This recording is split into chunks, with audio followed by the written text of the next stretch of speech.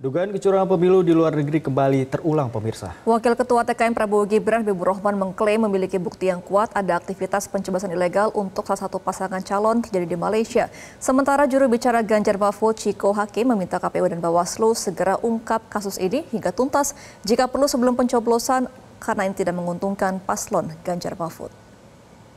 Ya, ada informasi ya yang masuk ke TKN ya. Baik dari media sosial maupun dari pihak lainnya menyampaikan foto dan rekaman ya video sebagaimana disampaikan. Lalu kan informasi ini kami verifikasi, termasuk kami mengirimkan tim ke Malaysia ya, ke lokasi di mana tadi siang saya sudah mendapatkan laporan awal yang cukup lengkap dari tim yang berangkat ke Malaysia. Ada dua hal yang disampaikan. Yang pertama,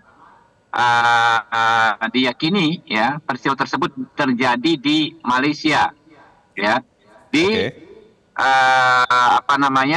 pemilu saat ini ya. Jadi bukan rekaman lama ini ya, ini pemilu saat ini. Lalu disampaikan juga bahwa kemungkinan besar ini melibatkan ya pegawai post office di Malaysia pada tingkatan cabang atau sawangan, disebutnya begitu istilahnya ya. Karena dari dokumen yang terekam di dalam di dalam video tersebut bisa disimpulkan oleh KBRI dan sudah berkoordinasi dengan polisi di Raja Malaysia bahwa itu melibatkan petugas pos ya, pos Malaysia di tingkatan cabang. Saat ini ya polisi di Raja Malaysia sedang berupaya mengcapture atau menangkap gambar itu barcode tersebut ya, agar nanti bisa diketahui orang yang membawa surat tersebut.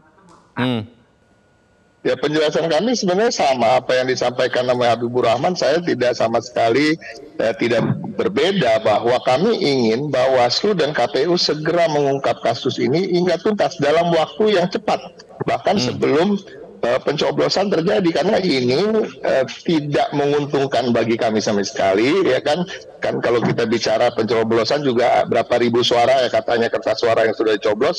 Kalau nggak salah saya mendapatkan laporan tadi katanya ada sekitar 1.000 lebih gitu ya, walaupun ya itu 1.000 terlihat banyak, tapi sesungguhnya itu tidak banyak untuk capres dan cawapres. Nah ini kan nggak sebanding dengan nama buruk yang akan kami terima bila ini angsur-angsur, bahkan nantinya seperti yang terjadi sebelum-sebelumnya tidak terungkap. Nah ini harapan kita ini segera diungkap, dan menurut kami ya dari kacamata hukum maupun kacamata orang awam seharusnya pengungkapan kasus seperti ini tidaklah terlalu sulit. Itu tadi yang dikatakan Bung Habib, bahwa ketika barcode-nya bisa dibaca itu ada di wilayah mana dan lain-lain. Dan kita juga mempunyai teknologi forensik, digital forensik misalnya.